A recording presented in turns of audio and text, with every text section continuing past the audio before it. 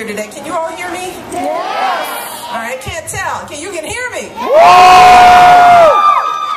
I'm very excited to be here today to support your outstanding Senator Mark Udall.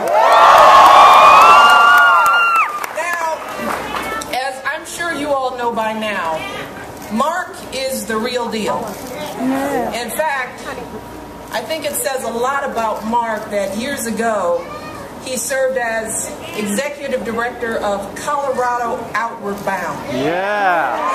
And he spent his life scaling some of the highest, hardest mountains here in this state and around the world. And that tells you that he knows what it means to run a business, which is why he's fought so hard to support clean energy, aerospace, and high-tech businesses here in this state so they can create good jobs here. Mark's background also tells you that he's practical and he's tenacious, which is why he's never gotten caught up in the bickering and partisanship back in Washington. Instead, time and again, Mark has reached out across the aisles to get things done for this state, and Mark is focused on real solutions. That's why I'm here. Whether it's getting the best services for our veterans or working to balance our budget or ensuring that folks here in Colorado have the relief they need after those devastating floods and the wildfires. And as a fifth-generation Coloradan, Mark understands what makes this state special. He understands the values of independence and fairness, all the things that folks here believe in. And that's why Mark has fought so hard to make sure women get equal pay for their work. It's why he will always stand up for women's right to make our own decisions about our bodies. So make no mistake about it, if you all want a senator who truly shares your values and will keep on standing up for you and your families every day out there in Washington, then you need to do everything in your power to re-elect Mark Udall as your senator. We've got to get this done.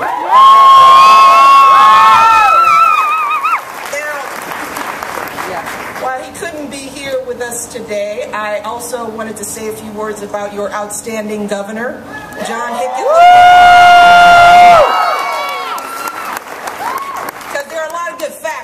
Around your governor.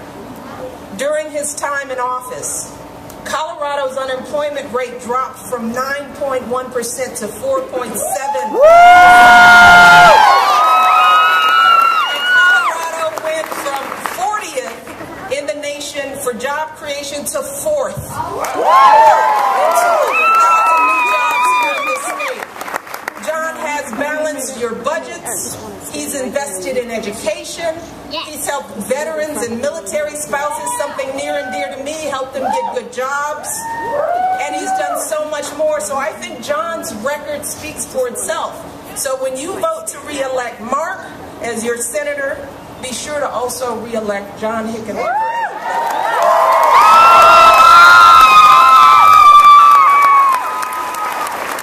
also want to recognize a few of your outstanding Colorado leaders. I know that Senator Michael Bennett was here earlier. And we're going to do some more rallying it up after I leave here. And Representative Diana DeGette is here as well.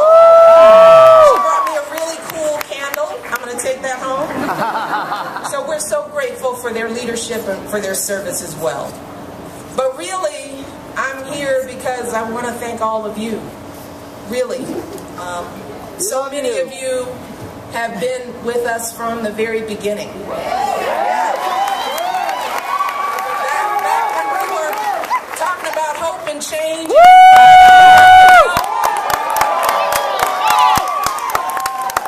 And then so many of you were with us when Barack first took office.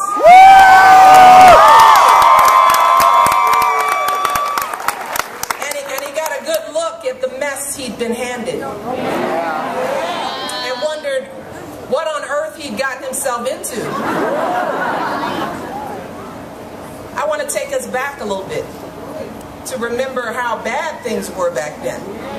See, because sometimes when things get better, we forget how bad they were. But we were in full-blown crisis mode. And I know there are young people here too young to even know. Our economy was literally on the brink of collapse. Wall Street banks were folding. Businesses were losing 800,000 jobs a month. 800,000 jobs a month.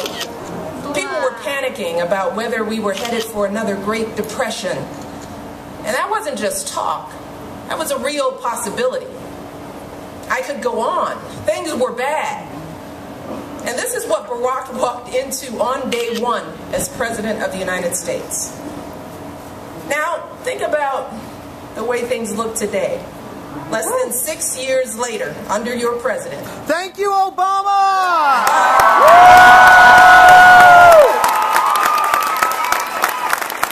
By almost every economic measure, we are better off today than when Barack first took office.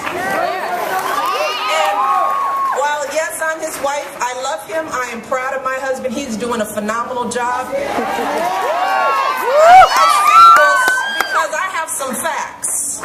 We love you. So let me share some facts with you, because sometimes we don't deal in facts. Our businesses have created more than 10 million new jobs since 2010. Would constitute the longest uninterrupted run of private sector job growth in our nation's history. Do you hear me? In our nation's history. The unemployment rate has dropped from a peak of 10% back in 2009 to 5.9% today. Your president has cut taxes for tens of millions of working families. And last year, the number of children living in poverty decreased by 1.4 million, which is the largest drop since 1966. Our high school graduation rate is at a record high. More of our young people are graduating from college than ever before. And we're so proud of them. Education is key for our young people. Thank you, Michelle. And because of the Affordable Care Act, millions of Americans have finally gotten health insurance.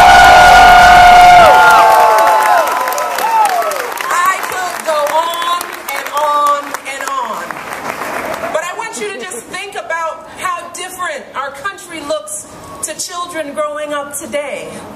Think about how they take for granted that a black person, a woman, anyone can be president of the United States of America. They take for granted that their president will end hurtful policies like don't ask, don't tell, and speak out for equality for every American. So, while we still have plenty of work to do, we have truly made so much of that change we were talking about. But here's what I want you to remember, especially now. All this didn't just happen because we elected Barack Obama. No. It happened because we also elected outstanding leaders in states across this country. Leaders like Mark Udall, who stand up for our jobs, for our kids' education. Leaders who fight to raise the minimum wage and get women equal pay for their work.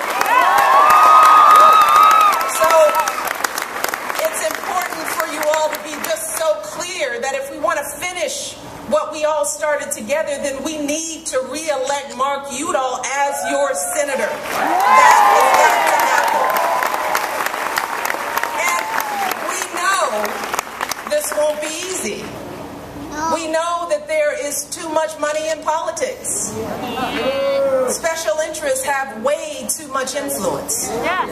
But remember, they had plenty of money and plenty of influence back in 2008 and 2012, and we still won those elections. You want to know why we won? We won because we showed up and we voted. Right. And at the end of the day, the folks running those special interest groups, the folks pouring millions of dollars into those elections, guess what? They each just have one vote, and so do all of us. And ultimately, the only thing that counts are those votes. That's what decides elections in this country, and that's why Barack Obama is president right now. He's president because a bunch of people who never voted before showed up in 2008 and 2012. And a lot of people were shocked when Barack won. Because they were counting on folks like us to stay home. But see, we proved them wrong. Barack won because record numbers of women and minorities and young people showed up to vote. Remember that. See, but then what happened is that when the midterms came along, too many of our people just tuned out. And that's what folks on the other side are counting on this year. Because when we stay home, they win. That's right. So they're assuming that we won't care. They're hoping that we won't be organized and energized. They're praying that we just stay put. And only we can prove them wrong. So make no mistake about it, this race is going to be tight. We know that races like this can be won or lost by just a few thousand, even a few hundred votes. Understand this. Just think back to the Senate race here in Colorado in 2010. The outcome of that election was decided by about 14,000 votes. And while that might sound like a lot, when you break that number down, that's just 5 votes per precinct. I want you to really take that in. Because I go around the country and break these numbers down, and the margin of difference of victory and defeat, the numbers are countable. So I want people to think before they forget to mail in their ballot, or when they're thinking about the calls that we need you to make, that every call that you make, every person that you turn around will absolutely make the difference. And I know that everyone here in this room alone, every single one of you knows 5 people that you can get to vote for Mark Udall, right? Right. You know 5 people who didn't bother to vote in the last midterm elections. Right. You know these folks. So understand that this one is on us. These are our folks that we're talking about getting a vote. These are people who support Mark, who support this president, who support the issues, and it's up to us just to get them out there. We can't wait around for anyone else to do this for us. If we want to keep on making change here in Colorado, then we need to take responsibility and to work to make it happen. Because we all know that the real problem isn't that people don't care. Of course we care, right? We care deeply about what's happening in our communities. We care deeply about justice and equality. We care deeply about giving our kids opportunities they never dreamed of. But the fact is that sometimes folks get busy. Folks are juggling demands at home, the needs of their families. Sometimes people just aren't informed about the issues at stake in this election. Sometimes they just don't know how to make their voices heard on election day. Some people don't even know that election is happening. So that's why you all are here. It's up to us to educate folks and make sure they know how to cast their votes in this election. That's your job. That's what we're counting on.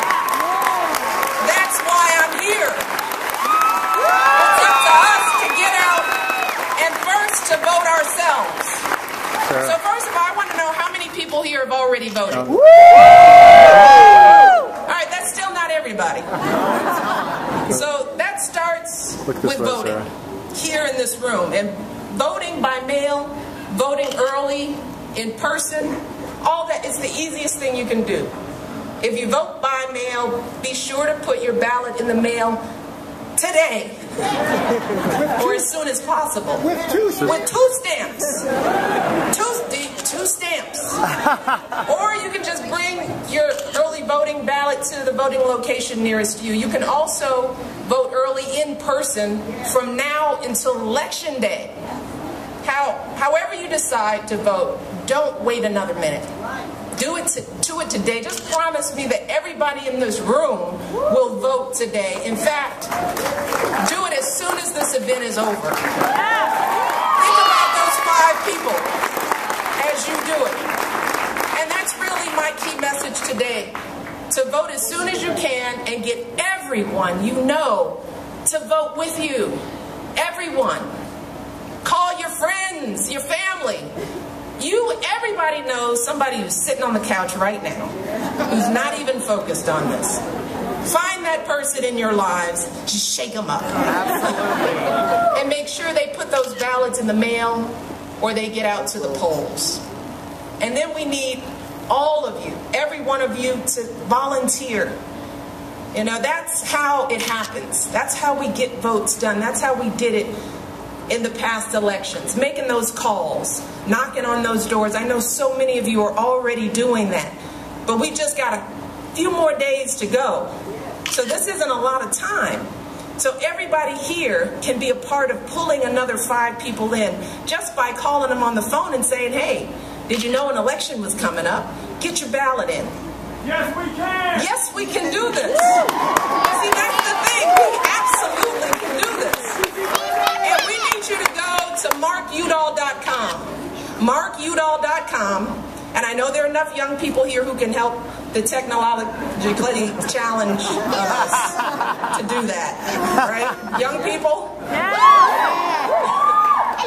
But better yet, you can sign up with one of the organizers that are here today. There are clipboards all around, so don't leave here until you volunteer. It's a few hours out of your time, and it will absolutely make a difference. Don't wait another minute to get started, because we've got less than 2 weeks until Election Day. And we all need to be as passionate and as hungry for this election as we were back in 2008 and 2012. In fact, we need to be even more passionate. That's right. And even more hungry, because these midterm races will be even harder and even closer than those presidential elections. But they're just as important. Do you hear me? They're just as important. And the stakes this year simply could not be higher. Because if we don't elect leaders like Mark, who will put our families first instead of fighting for special interests, then we know exactly what will happen. We will see more folks interfering in women's private decisions about our health care. We'll see more opposition to immigration reform and raising the minimum wage for hardworking folks. So let's be very clear. If you don't think people who work 40 or 50 hours a week should have to live in poverty in the wealthiest nation on the planet, if you don't want women's bosses making decisions about their birth control, if you think women should get equal pay for equal work, if you want your kids to have quality preschool and the college education they need to fulfill every last bit of their God-given potential, you all need to stand up and get everyone you know to stand up and vote for Mark Udall. We can make this happen. That's what's at stake in these elections. It's the kind of country we want to leave for our kids and grandkids. And those kids are counting on us to stand up for them. If you want to know the thing that keeps me and Barack going, it's thinking about our kids in this country. Because we know these kids. They're everywhere. And they're counting on us. And I meet them everywhere. Kids like the young man. Then at 12, his mother died. And this kid was passed from his aunt in Atlanta to his sister in Baltimore. But see, the beauty of Lawrence is that no matter what was going on in his life, whatever chaos was surrounding him, this kid did his best in school.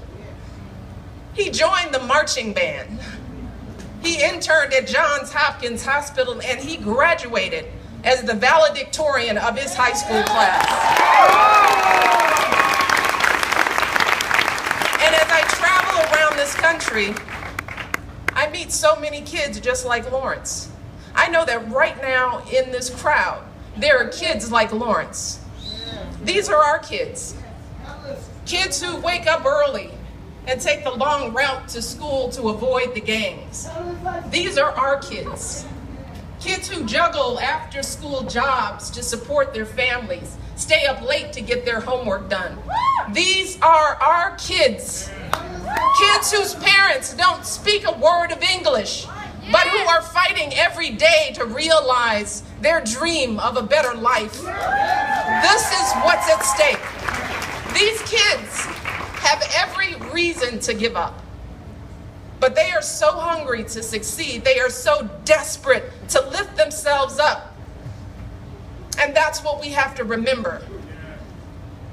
We're here today because of them. Because if those kids never give up, then neither will we. We will never give up on these kids. So between now and November 4th, we need to be energized for them. We need to be inspired for them. We need to pour everything that we have into this election so that they can have the opportunities they need to build the futures they deserve. So that's why we're here. That's why we're here. That's why those 5 votes just don't make sense.